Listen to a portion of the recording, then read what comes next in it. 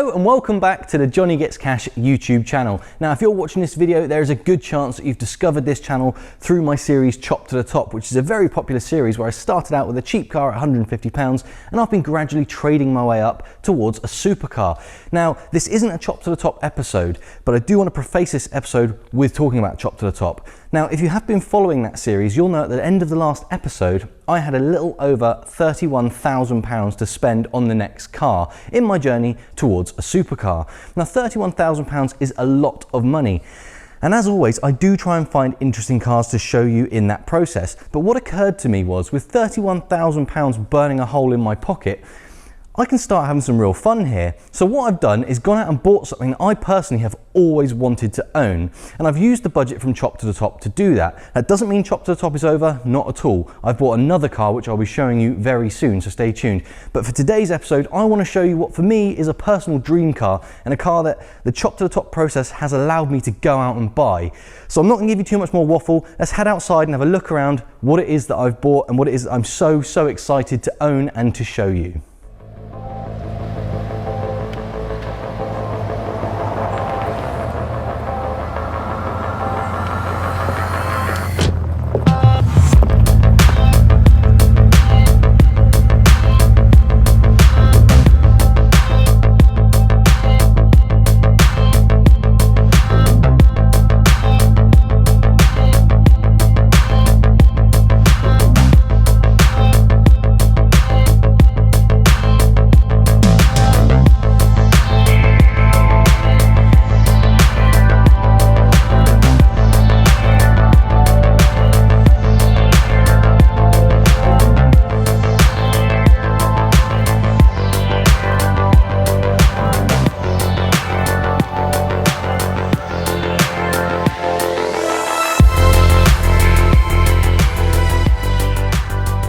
Okay, so here it is. I have bought a Bentley GT.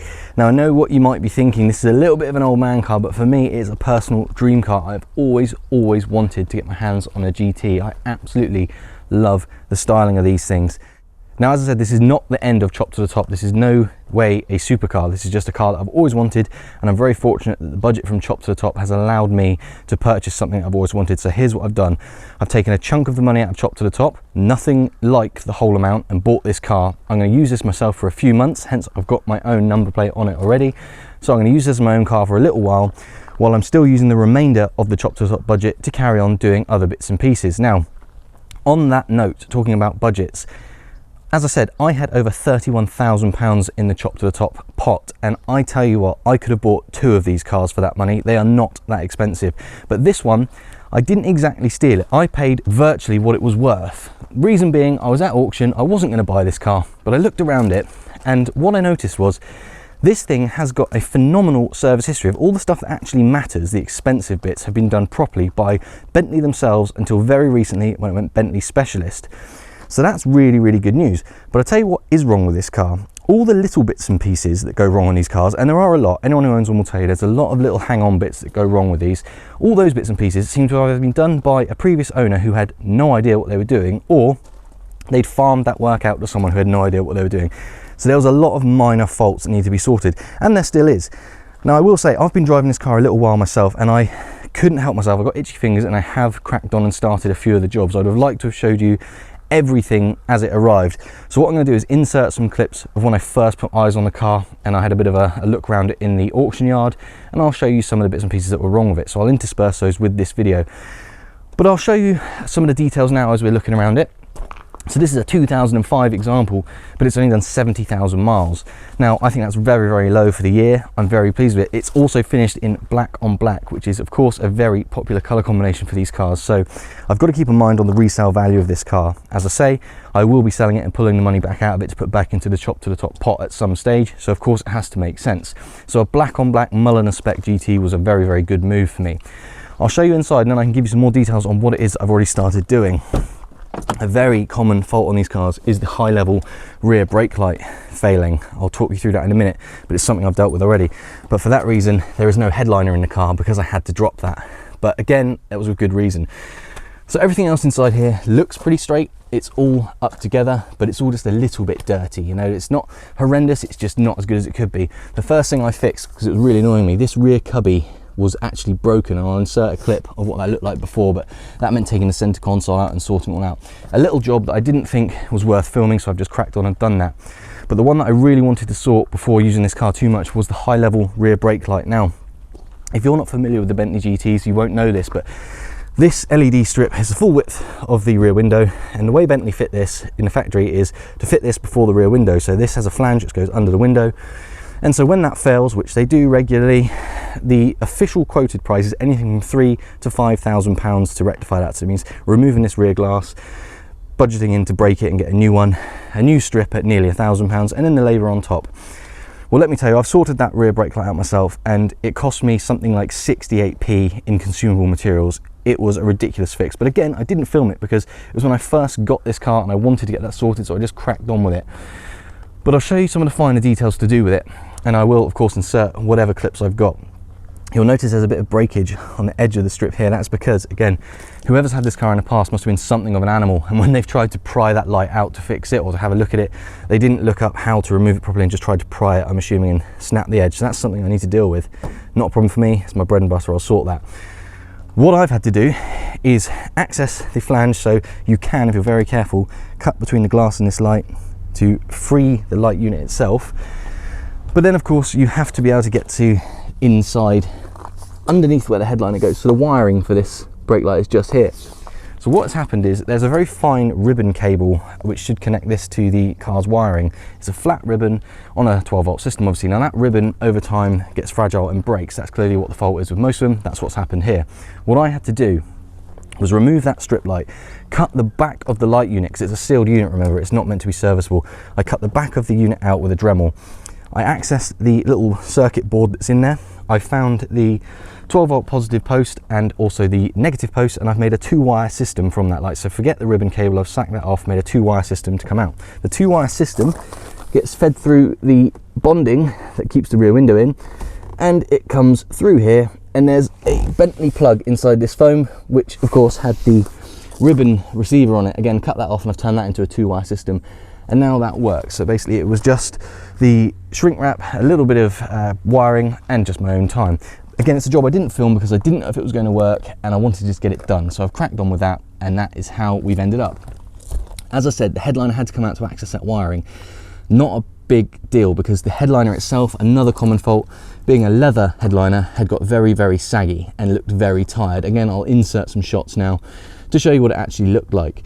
I will show you later in this video the process of me recovering that headliner, and I managed to rescue the leather rather than have to recoat it with something else, but that I do have on camera and I'll be showing you that shortly, so stand by for some actual working footage.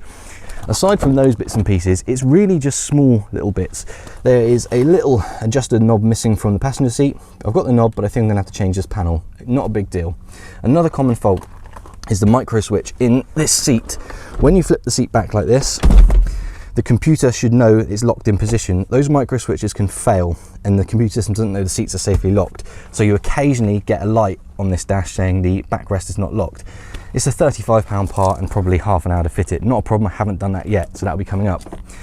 There are lots of little minor issues with this car that I will be sorting over the coming weeks and months, and you will see what I can turn this thing into. All I've done at the moment is stick my plates on it, fix that brake light for safety, and have a good go at that headliner. So it's nowhere near finished. As you can see, the whole car could do with a proper polish, and that will be coming up. The other main thing to talk about on the outside are these wheels. These are not original, these are replicas of the GT Speed wheels. Now these are 20-inch. As standard, this car would have had 19-inch split wheels.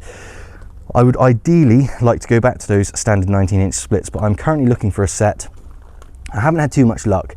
But the only good thing about these wheels I can see is they've got a matching set of Pirelli P0s that are virtually brand new all the way around. Now I say this in a lot of my videos, but you can tell a lot about the way a car is maintained through the quality of the tyres that are fitted, and a full set of brand new P0s when you buy a car says a lot about it. I mean, it'd be easy to put budget tyres on your 20-inch because you've just upgraded it and you want to look the boy. The service history I've got, as I said before, is immaculate for this. So the really heavy lifting has been done, and it's been done properly. So that's what the tyres are indicative of.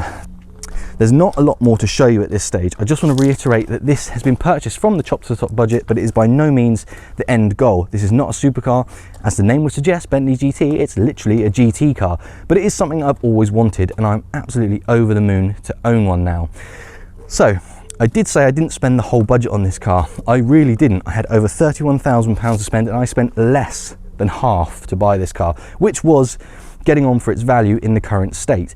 I think by the time it's done, this should be something like a 16 or a 17,000 pound car, so I'm not going to have a huge amount in it. For me, it's more about the pleasure of owning it. And as I say, the Chop to the Top process has given me the ability to have cars that I really love and enjoy, so I'm very, very grateful. You can, if I'm honest, you can give around 10 grand for one of these cars, you really can, but it will be an old, poorly serviced, rough one with fairly serious issues, either mechanically or in the electronic system, which can be an absolute can of worms. So I know some people watching this will think, oh, you could have given a lot less. I could have done, but then I could have given a lot more. What I was looking for was a car that I could add value to, and I think this is the one, because all the important stuff, things that I can't go back and change without having a time machine, i.e. proper service history from new, that was all there, it was all in place, but all the little bits and pieces that were just not quite right, the headliner, you know, the rear brake light, the little switches that are broken, things like that, I can sort all of that stuff out. So I was absolutely keen to jump into this one. Now, how long am I going to keep it? I really don't know. I think probably 3 to 6 months, maybe. It depends how much I actually fall in love with it, but it will be getting sold. The money will be going back to the Chop to the Top pot, and I will continue to buy things that I enjoy, things that I think are exciting and I like to share with you until I do get that supercar.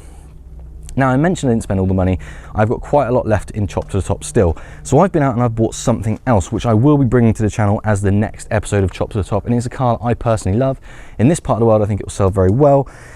And I think it's a little bit different, so you guys might enjoy it. So stay tuned. If you're not already subscribed, make sure you do subscribe, and you'll see the next Chop to the Top when that video comes out. And you'll see what I'm working with and potentially how much money I'm going to add to the pot while I've got the Bentley sitting here. One final thing to say is I love the Bentley. It's just the old school media unit really doesn't cut it anymore. So what I'm trying to do now is upgrade that, and I'm tempted to go with one of these big 12-inch Tesla screens in the middle. I know that it may look a little bit tacky, I'm not sure, but it will give me everything that this car should have in 2024.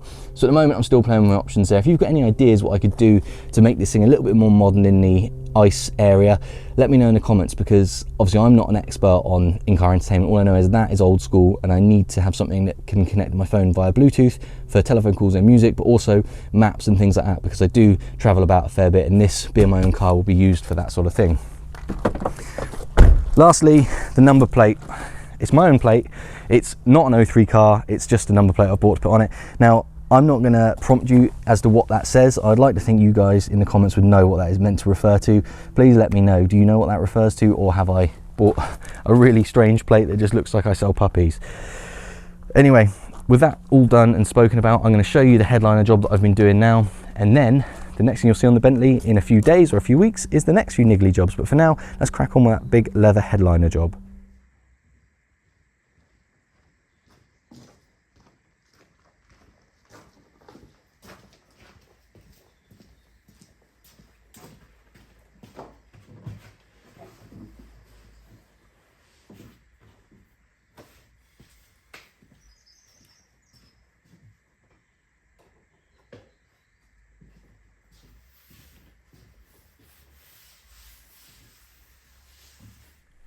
Okay, so now the headliner is out of the Bentley, you can see just how bad it really is. It's very, very detached from the base. Now, I'm assuming there is some kind of foam layer underneath this leather. I can see a little bit of it here. It's not very thick, it's about 1 mil, but I'm going to go for slightly thicker stuff just to try and plim it up a little bit. But essentially what that means is stripping this down entirely, getting rid of any old dead foam that's just deteriorated and therefore has knackered the adhesive. I think this is probably 2 bits of leather hidden by this middle strip at their join. So I'll have to find a way of getting that off, then peel this back. Now, on these 2 rails, that side is absolutely fine. It hasn't detached at all. So what I'm hoping I can do is peel that wrinkly leather back to that and just adhere it from that point. But this one, unfortunately, is in a really, really poor state. This has come detached, and that wouldn't be too much of a problem, but unfortunately, a bit like some of the other areas of that car, someone's had a go who I think has probably never tried this before, and they've just had a go and done it wrong. So this is all detached, and there's some really horrible, aggressive, dried adhesive in here. So what I think I'm going to have to do, strip this down entirely. I'm going to have to fix this rail in order to peel this bit of leather back to it to be able to adhere from that point back to the centre. I say that side's not a problem, but this side is in a real state. But as the headliner is out, I might as well do this properly. So I'm going to be scratching about for a minute, taking some lights out and things and peeling things back, remove this middle strip and just see where is logical to start with. As I say, I've got some new foam to go down underneath it, which is much thicker and should be higher quality.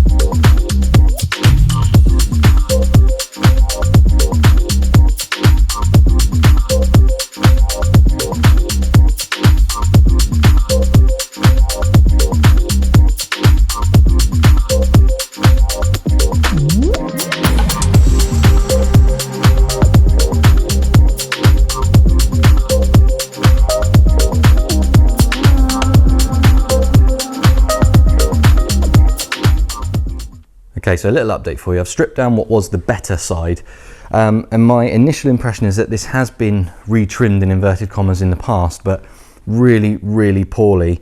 The foam they've used is literally what appears to be packaging foam that you get in the mail.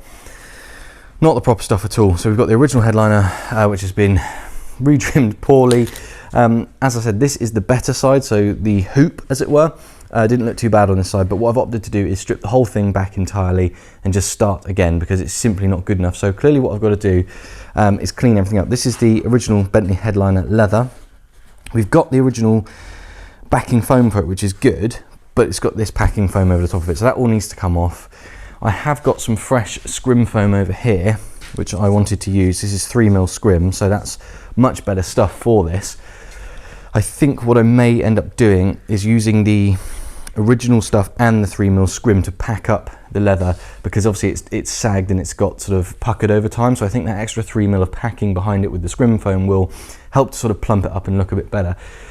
But for the moment anyway, it's all about just cleaning up and getting rid of all the previous bad work so that I can start laying down some hopefully better work and make this thing look better. So this is going to be a very, very drawn out process, I think, so I'm going to do a lot of it in time lapse. I'll try and check in every few minutes just to give you a bit of an update on how things are going or if I find anything interesting.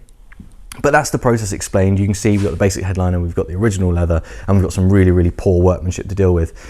And as always, jobs take a lot longer when you're fixing someone else's previous bodge than when you're just doing it properly in the first place. So I think it's going to take me a minute or two. Something else I want to mention while I'm here, talking of previous bodge work, this is the worst side. And you can see these odd shiny bits on the headliner. Now that, I think, is actually super glue, believe it or not. Someone has seen fit to bodge this up with super glue, so I'm hoping I can remove that. I've got a plan Z in mind. If the leather looks really, really poor even after the lining is done, I've got quite high quality black Alcantara that I can put on this headliner, which, yes, it's not original, but if it's going to look better than what I can do here, then I might have to opt for that. At the moment, I'm going to try everything I can to save the original leather headliner. So that's so we're going to hit time lapse now. I'm going to do the best I can and I'll join you again in a minute.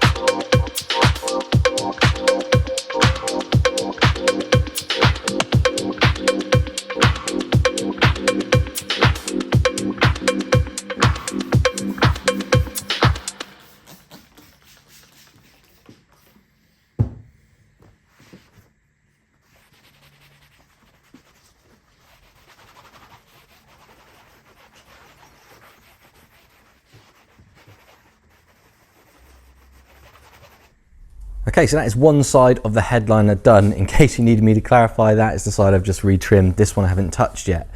So as always, I'll reiterate, I'm not a professional in this particular part of the trade that I'm doing. As you know, if you're a regular viewer of the channel, I can do a little bit of everything, but I would never say I'm an expert at any of it. So in this case, I am not a professional trimmer, but I'm very, very happy with the way that's turned out. I will apologize though, if you are a professional trimmer and you've been watching this video cringing at my work, I'm sorry. I've done the best I can. I'm really, really pleased with it. I can't see any immediate faults to my eye, so I'm very, very happy with that. Clearly this is what it did look like all over, this is what it's going to look like all over. The middle, yes, it's a mess, but remember we've got that strip that goes up through the middle there, so all of this will be lost behind there. What I need to tackle now is this particularly ugly side and make the whole thing look as good as that. So I'm not going to film that because it's much the same as what you've just seen me do, and I really don't want to risk boring you. So I'm going to crack on with that, and I'll join you again when that side is finished and I will show you the whole thing together.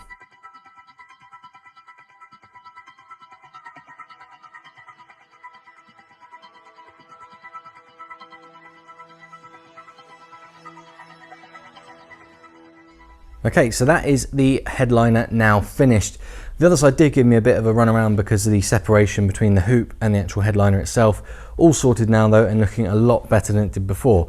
So before I can call this a job done, the next bit I want to get on with is the center section. Now, this didn't look too bad compared to the roof liner when it was in place earlier, but if I catch it at this angle, you may just be able to see the leather moves when I rub my hand over it. That's because, again, the glue has given up under here. So what I'm going to have to do is carefully separate this leather from the plastic piece. I don't think I'm going to have to use any foam, but I think if there's enough spare material, I'll put the 3mm scrim foam on there anyway, just to give it a little bit more of a plush feel. Reuse this leather again, and then glue it all up. When it's firm, put that back in place, and that'll be the headliner completely finished and ready to go back in the car.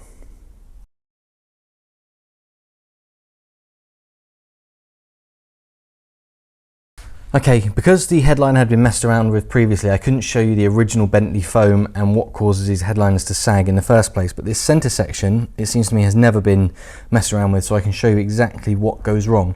So here you can see the original foam, which is adhered to the leather and to this plastic centerpiece. The glue breaks down over time and the foam just becomes vulcanized and it just flakes away, and now it's really, really sticky, almost like a tar-like substance when it mixes. So at the moment I can't just re-glue this because obviously anything I put on this is just going to pull away with the disintegrated foam. So what I need to do is get a drill brush and work my way through the back of the leather and also the plastic and get rid of any of this disintegrated sticky foam. So to give you an idea of how quick this is when it hasn't been messed around and had super glue put on it, I'll show you now with this brush.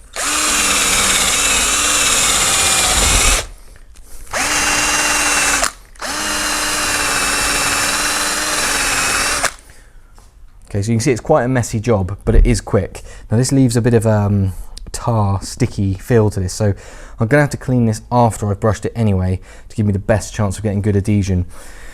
So I won't film that because it's going to be much of the same as what you've seen, just manual grunt work on this, but it will be ready to stick shortly, and then I will film back when I'm doing that part of the job. So for now I'm just going to get stuck in and clean this up as best as I can. Okay, at long last, I've got the center section stripped down. The adhesive that had broken down with that foam and turned to that sticky tar stuff was an absolute nightmare to remove. It's taken a lot longer than I thought it was going to, but never mind that, it's done now. So what I'm gonna do is get on and put some foam on this plastic middle board. That's the same scrim foam as I used on the headliner, and then I will relay the leather over the top of it. Once that's all done and buttoned up, I can give everything a proper clean, put it together, and then, of course, get it back in the car.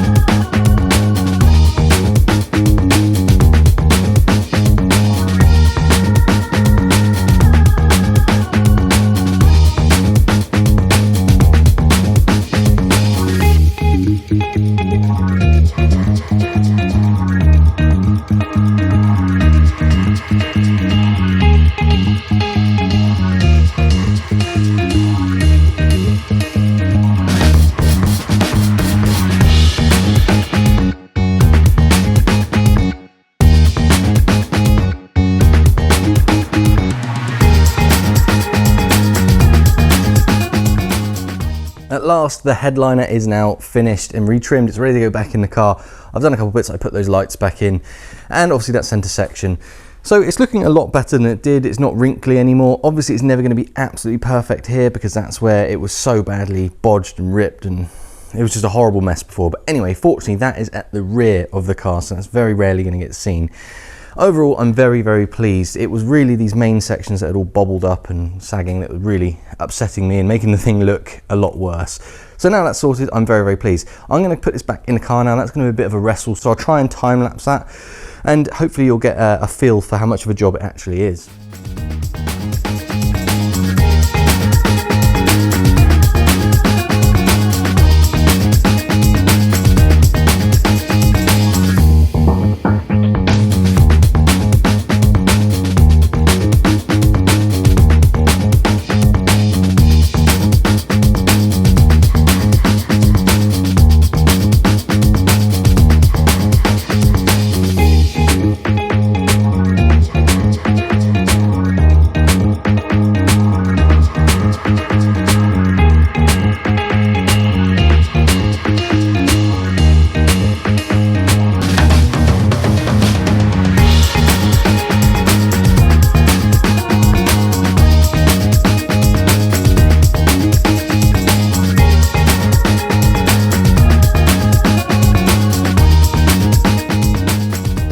So there we are, after a predictable wrestling match with that headliner, it is now back in place, and I've got to say, I'm very, very pleased with it. I think it looks absolutely fantastic considering it was a job done by me, and as I said before, I am not a trimmer by anyone's standards, but I'm very, very pleased with it. Anything was better than that saggy, droopy headliner that was in here before, so we're winning on that front. Anyway, that's going to round this video up for today. I hope you've enjoyed seeing what I've bought. I hope you can feel as enthusiastic about this thing as I do. As I said before, I've really, really always wanted one of these Bentley GTs, and to be in a position where I can buy one from the chop to the top budget is just such a boost. I feel so grateful to have the opportunity to own cars like this. If you're not already subscribed and you want to see more videos like this, please consider doing so. It's totally free, and hopefully you'll enjoy the rest of the content I'm going to bring to you on not just the Bentley GT, but on lots of other cars as well. Now, I did mention briefly earlier, I did buy something else with a chop to the top budget, which I'll be using to move the series forward. That's a separate video that's coming very soon, so keep your eyes peeled for that. And as I say, if you're subscribed, you will get a notification when that video goes live. So anyway guys, thank you ever so much for watching, and I will of course catch you on the next one. Cheers.